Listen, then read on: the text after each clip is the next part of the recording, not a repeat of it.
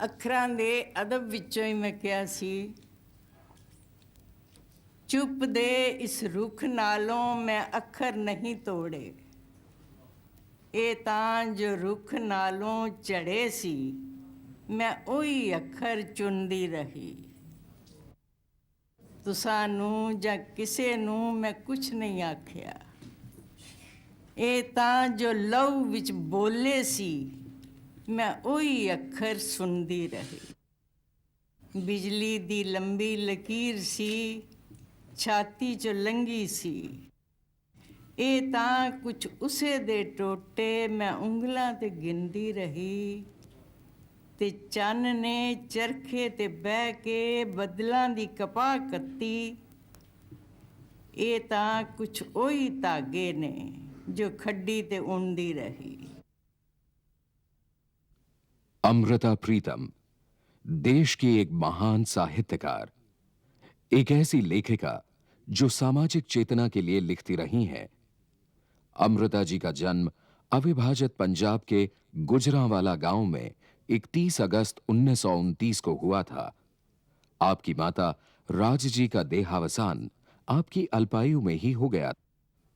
आपका लालन पालन आपके पिता श्री करतार सिंह हितकारी ने किया था।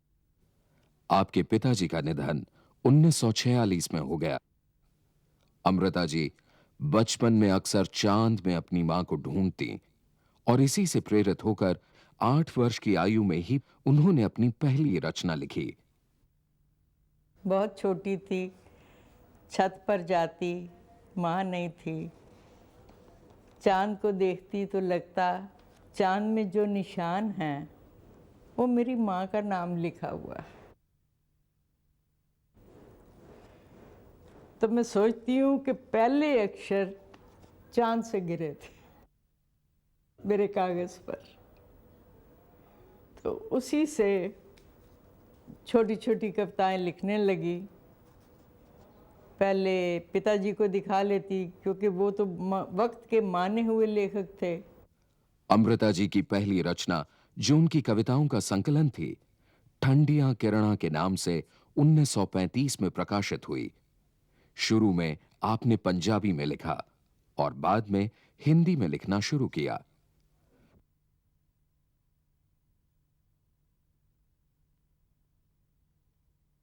सबसे पहला प्रभाव जो मुझ पर पड़ा वो हमारे पंजाब के सूफी शायरों का था। शाह हुसैन, सुल्तान बाहू, बुल्ले शाह और उसके बाद वारिस शाह। अमृता जी को अपने पिताजी के साए में कई महान साहित्यकारों से मिलने के अवसर भी प्राप्त हुए। इन्हीं में से एक को याद करके अमृता जी बताती हैं। मैं रविंद्रनाथ टैगोर से मिली थी जब मैं बहुत बच्ची थी। वो लाहौर में आए थे और मेरे पिता मुझे ले गए थे उनसे मिलवाने। अब मेरी पंजाबी ज़ुबान तो उन्हें आती नहीं थी, मुझे कहने लगे कुछ सुनाओ। मैंने पंजाबी में एक नज़म कह दी। ये अच्छा था कि वहाँ कोई बैठा हुआ था मेहरबान, उसने पंजाबी नज़म को अंग्रेज़ी में करके उनको बताया, तो उन्होंने मुझे जो प्यार दिया वो अभी तक उसे महसूस कर सकती हूँ। Amrita ji all India radio Lahore, जो अविभाजित भारत का एक रेडियो स्टेशन था, उससे 1937 में जुड़ी और सबके मन में जगह बना बैठी। अमृता जी की लघु कहानियों का पहला संकलन कुंजियां के नाम से 1943 में प्रकाशित हुआ। 1947 में देश के बंटवारे के समय उन्हें दिल्ली आना पड़ा।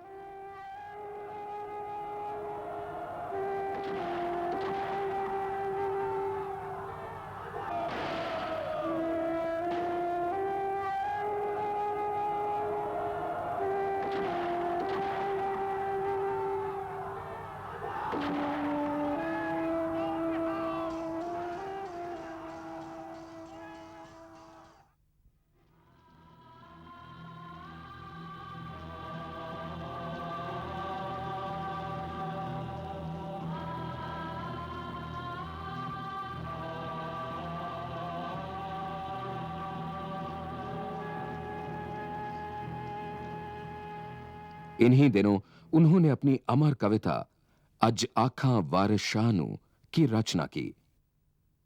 मैं तो वारिस शाह से ही कह सकती थी, जिसने इस देश की मिट्टी में हीर और रांझे की मोहब्बत को किस मुकाम पर पहुंचा दिया कि आज घर घर में गाई जाती है। और सिर्फ पाकिस्तान में नहीं, हिंदुस्तान में भी लोग गाते हैं और रोते हैं। वो हमारा हमारा विरसा है। 1948 में एक बार फिर आप ऑल इंडिया रेडियो दिल्ली से जुड़ी और यहां आपने कई कार्यक्रमों का संचालन किया, जिनमें आवाज की दुनिया के दोस्तों कार्यक्रम काफी सराहा गया। वो बात एक हफ्तावार प्रोग्राम की है, जब मैं सुनने वालों के ख़तों के जवाब देती थी। तो मुझे लगता है कि मैं उन्हें बहुत करीब पाती और बड़े प्यार से उनसे बात करती, उनके सवाल का जवाब देती और उन्हें मुखातब होती थी, आवाज़ की दुनिया वालों, इस तरह से।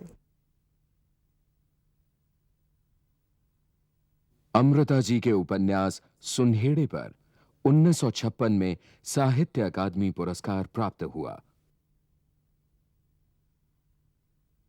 आपको विदेशों में भी कई पुरस्कार मिले।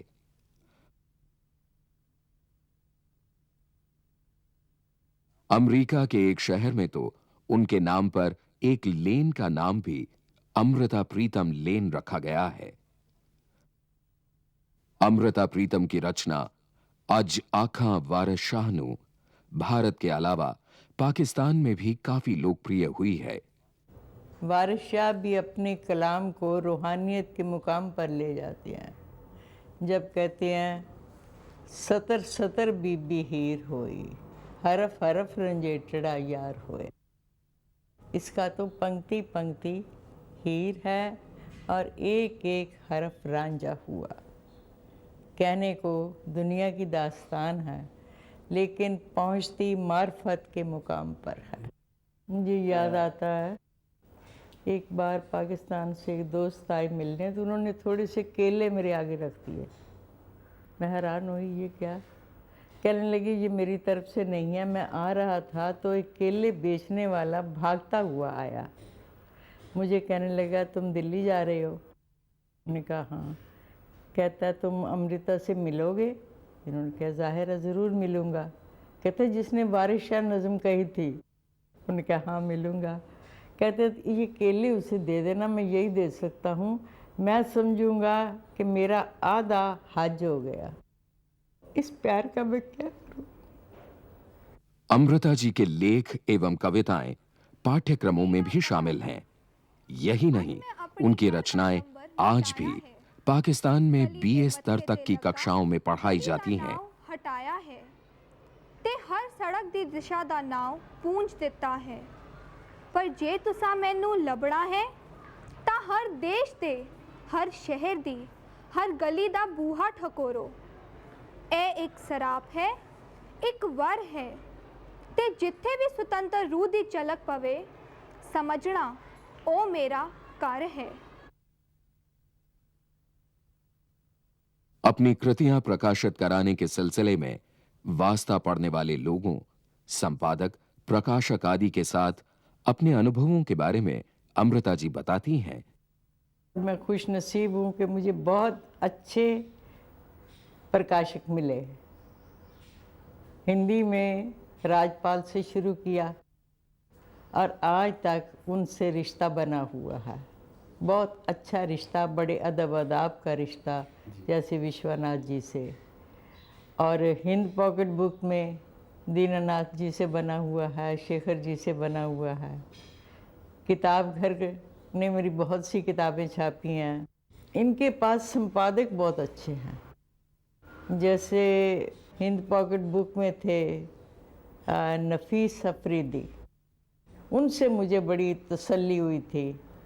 जब वो एक एक बात पर एक गलती नहीं जाने देते थे, मुझे पूछते। इसी तरह राजपाल के पास महेंद्र कुलश्रेष्ठ बहुत नफीस संपादक हैं। यानी लफ्ज़ लफ्ज़ की पहचान रखते हैं। अमृता जी को 1958 में चित्रकार इंद्रजीत सिंह इमरोज का साथ मिला। अमृता जी ने इमरोज के साथ मिलकर नए लेखकों को प्रोत्साहन देने के लिए एक मासिक पत्र का नागमणि का प्रकाशन 1966 में आरंभ किया। ये पंजाबी की पहली साहित्यिक पत्रिका है। हमारी ज़बान में जो पूरे मेरिट पर लिखा जा रहा है उसको हाईलाइट करना और पॉजिटिविटी को हाईलाइट करना, क्योंकि नेगेटिविटी तो चारों ओर बरस रही है। उसमें दोस्ती की बात करना, अमन की बात करना और दूसरी ज़बानों से कुछ तर्जमा भी उसमें पेश करना। जैसे मैं जिन देशों में भी गई हूँ, हर देश की 10-10 कविताएं मैंने तर्जमा की हैं। अमृता जी को 1969 में भारत सरकार ने पद्मश्री से सम्मानित किया। 1973 में दिल्ली विश्वविद्यालय ने आपको डीलिट की मानद उपाधि प्रदान की। 1979 में बुल्गारिया की सरकार ने आपको राष्ट्रीय सम्मान प्रदान किया। 1982 में आपकी चर्चित रचना रसीदी टिकट पर भारतीय ज्ञानपीठ पुरस्कार प्राप्त हुआ। पंजाबी भाषा के सबसे पहले रचनाकार के रूप में अमृता जी को ही यह सम्मान प्राप्त हुआ। 1983 में विश्व भारती विश्वविद्यालय शांति निकेतन ने भी आपको डीलिट की मानद उपाधि से विभूषित किया।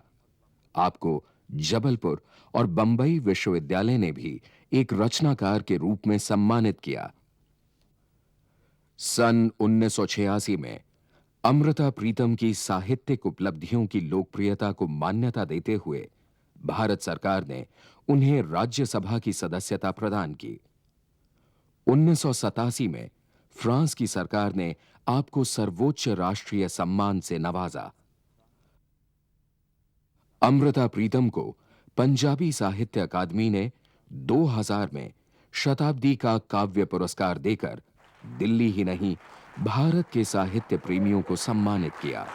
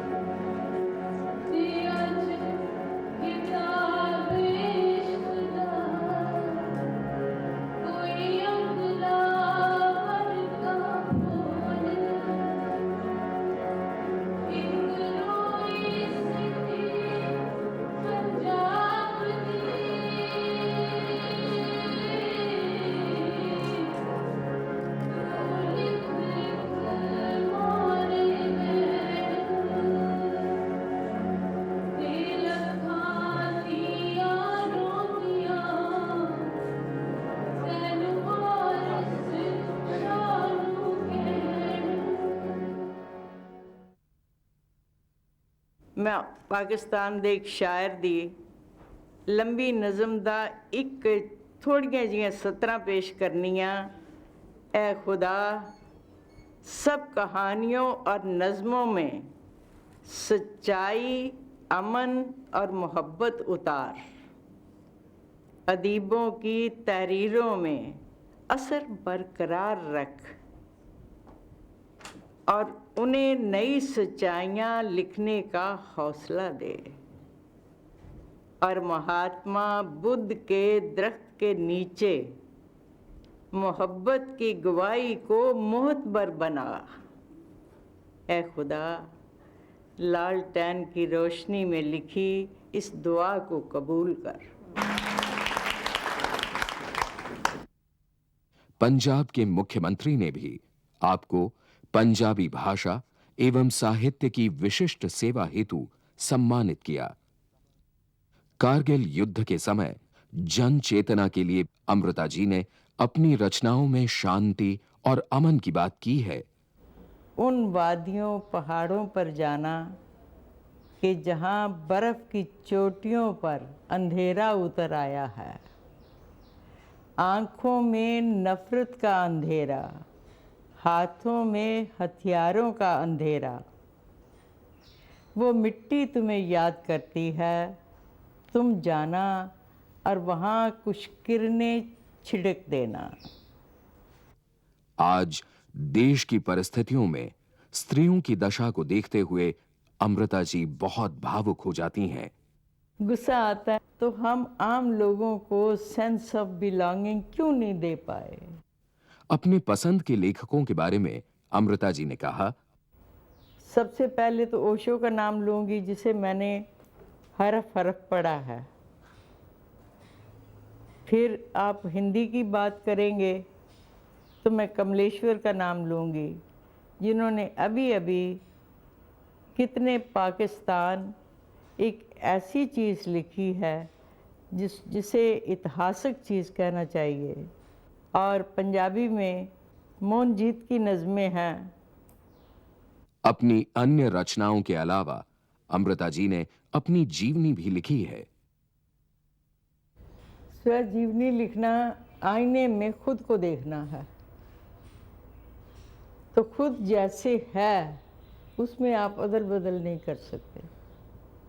बहुत से लोग अच्छा दिखने के लिए लिखते हैं या कुछ इस तरह के प्रभाव देने के लिए, मैंने वो नहीं किया। मैं खुद को देखना चाहती थी, क्योंकि मेरी जो तलाश है, मेरी जो जस्तजू है, वो इनर एवोल्यूशन की है। उस यात्रा में वो मुकाम आए जब पूरी कायनात को, उसकी वाइब्रेशंस को मैंने कुछ झलक देखी हैं, लेकिन और पूरी तरह देख पाऊँ। सियासी तौर पर मैं समझती हूँ कि अपने देश में सबसे पहले जवाहरलाल नेहरू थे, जो ये नहीं रख रखाव रखते थे कि आम आदमी से ज़रा हट के बात करना है या ज़रा ऊंचे बैठ के बात करना है। मुझे याद है, एक औरत बड़े गुस्से में थी, घर लुट गया था, कुछ पास नहीं था, उसने जवाहरलाल जी का कॉलर पकड़ लिया। ये आज़ादी है जो तूने दी है? तो जवाहरलाल जी ने कहा, देखो हाँ ये आज़ादी है, ये आज़ादी है, इसलिए तुम प्राइम मिनिस्टर का कॉलर पकड़ सकती हो। हो ची मिन जब आए तो मुझे तारुफ कराया किसी ने। जब उन्हें पता लगा कि मैं नज़म कहती हूँ तो उन्होंने मुझे गले से लगा लिया। अब मेरा माथा चूम कर कहने लगे, हम दोनों सिपाही हैं, तुम कलम से लड़ती हो, मैं हथियार से। अमृता जी अपनी कहानी कादंबरी पर बनी फिल्म के बारे में बताती हैं। उसमें काम करने वाले भी बहुत अच्छे थे, लेकिन फिर भी सोचती हूँ कि जितना मौका उनको मिला काम करने का, उस तरह वो फिल्म को कैनवास पर नहीं उतार पाए। जैसे माँ के ट्रेजेडी से ये सारी कहानी बनी, तो वो ट्रेजेडी उन्होंने दिखाई नहीं। अब बना रहे हैं पिंजर पर, और मुझे तसल्ली है कि बहुत बड़े डायरेक्टर बना रहे हैं।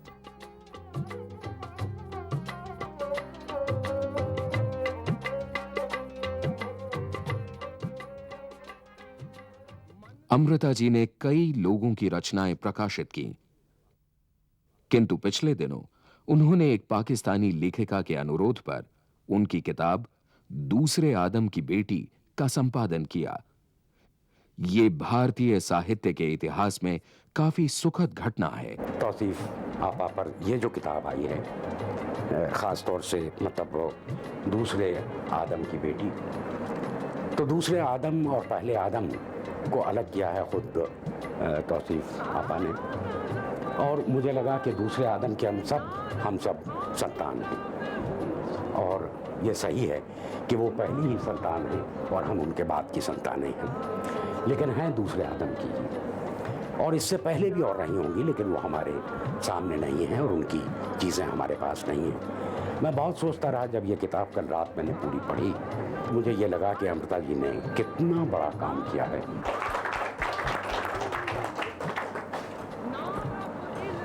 बहुत इनाम मिले, एजाज़ मिले, मेडल मिले पढ़ाई में, लिखाई में लोगों की तरफ से, इदारों की तरफ से,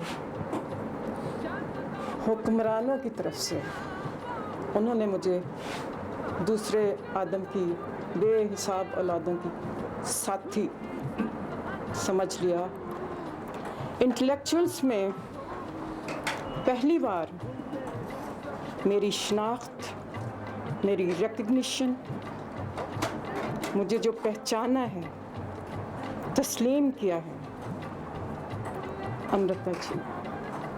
दुनिया लिखती है अमृता प्रीतम के ऊपर, अमृता प्रीतम ने मेरे लिए किताब लिखी है, अफजल तौसीफ के लिए। ये तो बहुत बड़ा, सबसे बड़ा एहसास, सबसे बड़ा ऑनर है जो अब तक की ज़िंदगी में मुझे मिला है। जिंदगी के अपने व्यस्ततम समय से कुछ समय निकालकर अमृता जी अपने परिवार के बच्चों पर भी प्यार निछावर करती हैं। अमान, मैं तुम दोनों बच्चों की एल्बम देख रही थी तो कुछ तो पहचान पाई कि कहाँ की है, कुछ नहीं पहचान पाई। तुम्हें याद है ये तस्वीर शिल्पी की है ना? हाँ जी, ये कहाँ की है? ये तो यहाँ की ही है, घर में ही थी। अपने घर में की है ना? हाँ जी। अच्छा। और ये जो ऊपर वो बना नहीं था ना फ्लोर, ये ऊपर छत की है। ऊपर ये मैं बिल्कुल नहीं पहचान पाई कहाँ की है। ये तो जब हम बॉम्बे में घूम रहे थे वहाँ की है। ये तुम्हें याद है जब मैंने तुम्हें कंधे पर, पीठ पर उठाया हुआ था, याद है? हाँ जी। हमने अंत में अमृता जी से जीवन और रचनाकार के रिश्ते के बारे में उनके विचार जानने चाहे तो उन्होंने कहा, कलाकार का काम है सिर्फ यात्रा, अंतर की यात्रा। रास्ता चलते कोई आपको फूल देता है या पानी का प्याला दे देता है तो आप उसका शुक्रिया करते, लेकिन रुकते नहीं देता तो कोई शिकवा नहीं करते, किसी से मांगते नहीं। मेरी ज़िंदगी 3 हिस्सों में बंटी हुई है। तलब, सबसे पहले एक प्यास, जिज्ञासा जानने की। दूसरी इश्क, मोहब्बत, दोस्ती, और जिसमें कोई नेगेटिविटी शामिल नहीं होती। और तीसरा मुकाम आता है मार्फत का, जिसमें इंसान अपने को खोजता हुआ, जैसे शाह हुसैन की लाइन है, फ़कीरा आपे अल्लाह हो, उस मुकाम तक पहुंचना, उस कायनाती हुस्न तक पहुंचना जिसमें कोई जाति पाति मज़हब कुछ बात सब छूट जाते हैं। अमृता जी आज भी उसी सामर्थ्य और शिद्दत के साथ सृजनात्मक रचनाओं के क्षेत्र में कार्यशील हैं जैसे पहले हुआ करती थीं। यद्यपि आयु का बंधन कभी-कभी उन्हें विश्राम करने को बाध्य करता है, फिर भी वर्तमान में आप गहन चिंतन एवं दरवेशी और मार्फत वाली स्थिति के संग जीती हैं और उसी रंग में आज भी उनका रचनाकार जीवित है। सच तो सपना ही तू, सच तो